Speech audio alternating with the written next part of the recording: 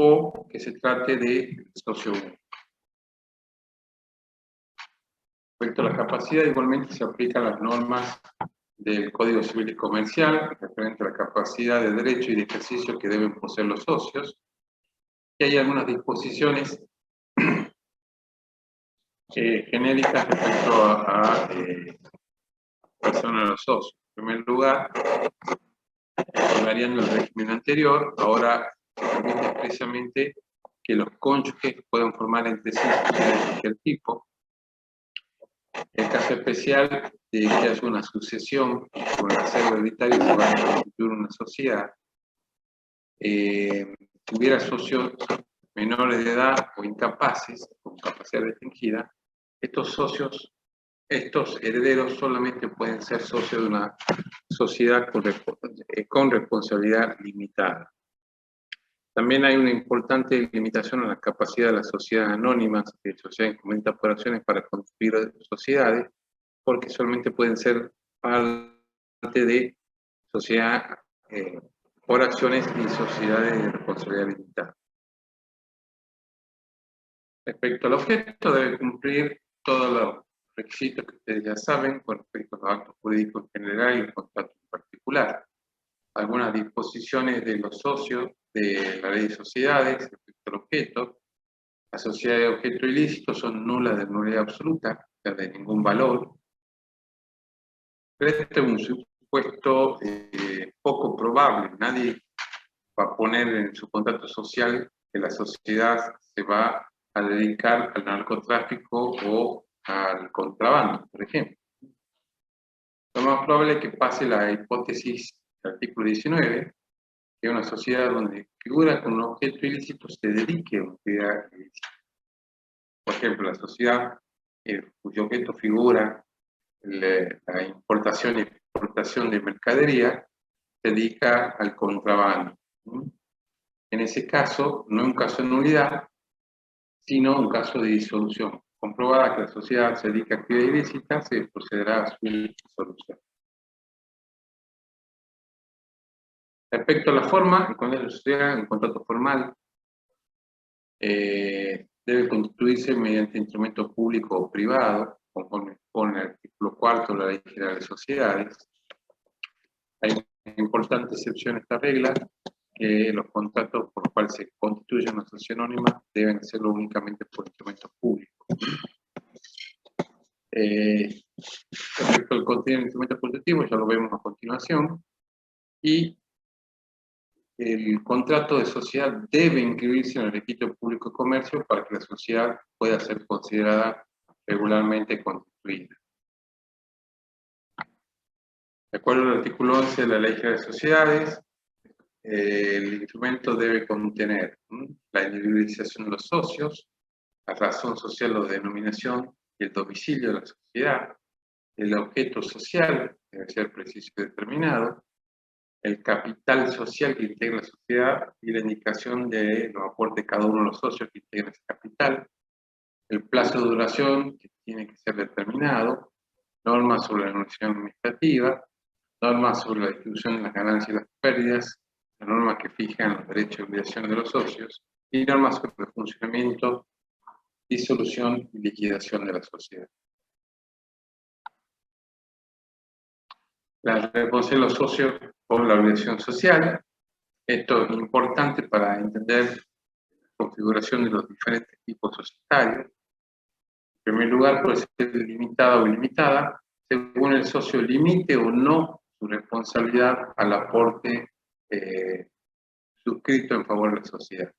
En el caso de una responsabilidad limitada, el socio, si puesto 1000 en la sociedad, a lo sumo pierde esos 1000 que puso. Si tiene una responsabilidad limitada, no solamente pierde los 1000 que puso, sino además compromete su propio patrimonio personal por la deuda de la sociedad. La responsabilidad puede ser mancomunada o solidaria, según se responda solamente por su participación en la sociedad, sería responsabilidad mancomunada. Por ejemplo, si el socio tiene el 30% de participación en la sociedad, solamente responderá por el 30% de la deuda de la sociedad. O la responsabilidad puede ser solidaria, cualquiera de los socios, sin perjuicio de su participación, puede ser obligado a soportar la totalidad de la obligación, sin perjuicio que después tenga acciones de reintegro contra sus consocios por lo que él puso de más. La responsabilidad principal o subsidiaria, según responda en forma principal simultáneamente con la sociedad, o subsidiaria en subsidio de la sociedad. O sea, la sociedad no responde, recién respondería el socio. Ya dijimos que la sociedad regular, o sea, produce el efecto propio del tipo social que se adoptó, por ejemplo, SRL, cuando logra su inscripción en el registro público de comercio. Y en cambio, si la sociedad no se constituye con sujeción a unos tipos previstos por la ley, en su capítulo segundo, que emita requisitos esenciales que incumplan formalidades exigidas por la ley, van a elegir por esta sección cuarta del capítulo primero de la ley, son las sociedades anteriormente llamadas sociedades de hecho o sociedades irregulares. En estas sociedades, su régimen es bastante menos severo que el anterior a la reforma. Ahora el contrato social puede ser invocado entre los socios. Frente a los terceros, cualquier socio obliga a la sociedad, salvo se pruebe que el tercero conocía las normas de administración y representación de la sociedad, que pueden inscribir bienes registrables a nombre de la sociedad, con la constancia de un acto de reconocimiento firmado por todos los socios, se pueden probar por cualquier medio de prueba. Con respecto a la responsabilidad de los socios en estas sociedades, por una deuda de la sociedad, los socios ponen en principio en forma mancomunada y por partes iguales, salvo que algo distinto resulte una estipulación expresa respecto a una relación en particular, un conjunto de relaciones, de alguna norma o estipulación expresa el contrato de sociedad o de las reglas comunes del tipo que manifestaron adoptar.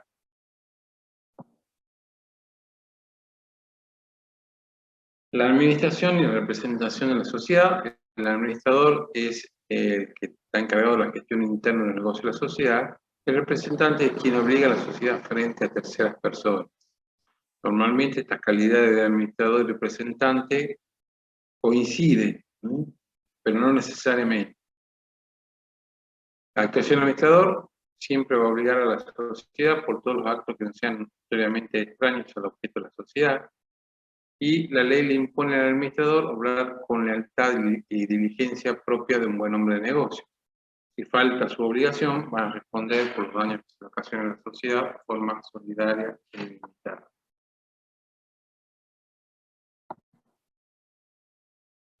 Bien, el fenómeno societario está atado normalmente al proceso económico y productivo, es especialmente dinámico y siempre debe adaptarse y evolucionar a través del tiempo, pudiendo implicar ello una reorganización de las estructuras societarias para hacer frente a las nuevas realidades. La ley de las sociedades prevé tres supuestos de reorganizaciones societarias: transformación, fusión y decisión. La transformación va a implicar el cambio de tipo societario. La sociedad que antes tenía un tipo pasa a tener otro tipo diferente. La sociedad sigue siendo la misma, que no se disuelve, sino es la misma sociedad con un tipo diferente. Y no se alteran sus derechos y obligaciones. Puede ser un proceso voluntario, dispuesto por voluntad de los socios, pero alguna vez es forzosa cuando es impuesta por la ley. Y no implica la modificación de las responsabilidades anteriores.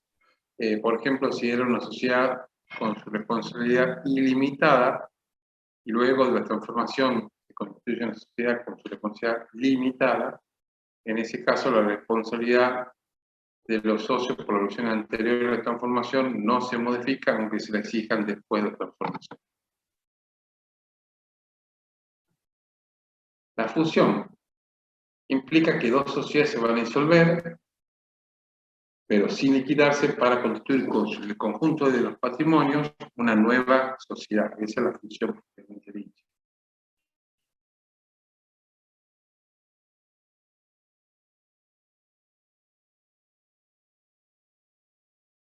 Y la fusión por incorporación es cuando unas accionadas o la sociedad absorbida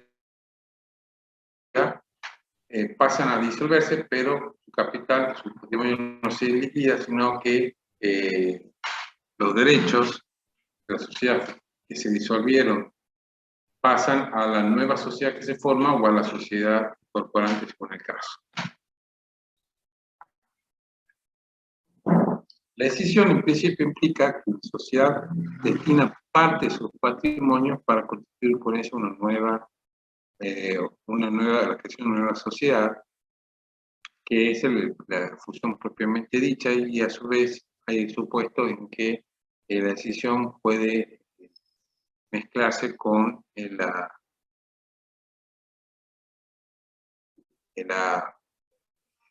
con la fusión, cuando la sociedad destina una parte de su patrimonio para fusionarse con otras sociedades existentes. En principio, la escisión no implica la disolución de la sociedad, que existe escisión-división, donde una sociedad se disuelve, se liquidarse para destinar por la totalidad su patrimonio en nuevas sociedades. La resolución parcial implica que uno o más socios se desvinculan, subsistiendo la sociedad con el resto de sus socios, ¿no? Entonces, el vínculo de uno de los socios cesa y la sociedad continúa con los restantes.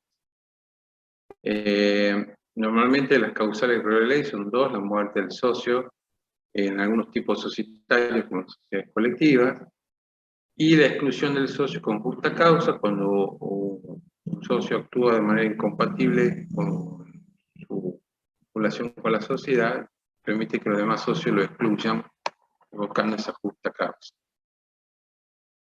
La disolución implica el fin de la etapa normalmente de funcionamiento de la sociedad, donde ya la sociedad ya no va a poder seguir viviendo normalmente y debería entrar, salvo el caso especial de fusión, en el proceso de liquidación. El primer supuesto que vemos es la decisión de los propios socios. Si con la voluntad de los socios se constituyó la sociedad, un nuevo acuerdo puede disponer su disolución también. Cuando se nos vence el plazo de duración de la sociedad, por el cumplimiento de una condición a la cual se ordenó la existencia de la sociedad, por si el objeto de la sociedad se ha cumplido, porque el objeto puede ser muy específico y si se cumple, la sociedad de disolución, o porque deviene la posibilidad sobreviniente al momento de la constitución de poder cumplir el objeto. El objeto ya no se puede seguir cumpliendo, la sociedad entra en disolución.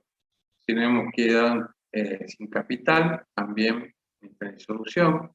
Si el juez dispone la quiebra de la sociedad, también entra en disolución, con la particularidad que la liquidación de la sociedad no la hacen los socios liquidadores, sino un funcionario judicial. El caso especial de la fusión, en la cual la sociedad se disuelve para incorporarse a una nueva o constituir una nueva sociedad. Cuando la sociedad es típico para sociedades por acciones, cuando cotiza en bolsa y se le cancela la oferta pública a la cotización de las acciones, la sociedad debe entrar en disolución. Y por último nos queda el caso de las sociedades que por su objeto necesitan una autorización para funcionar, y en ese caso, si la autoridad que le dio la autorización para funcionar se la quita, en la sociedad entra en disolución. Son los casos, son los bancos que necesitan autorización del Banco Central y de las compañías de seguros que necesitan la autorización de la Superintendencia de Seguros de la Nación. Verificada la disolución, perdón, antes de hablar de liquidación, vamos a ver con respecto a la causal específica del vencimiento del plazo del término de duración de la sociedad. La ley permite disponer la prórroga, pero debe ser anterior al vencimiento.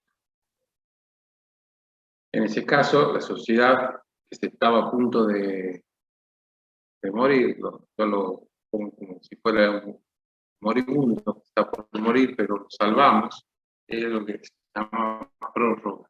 Debe decidirse por acuerdo de los socios y resolverse y por lo menos pedirse la inscripción antes de vencimiento del plazo. La reconducción, en cambio, la sociedad ya venció el plazo. La ley permite, por lo mismo necesito la prórroga,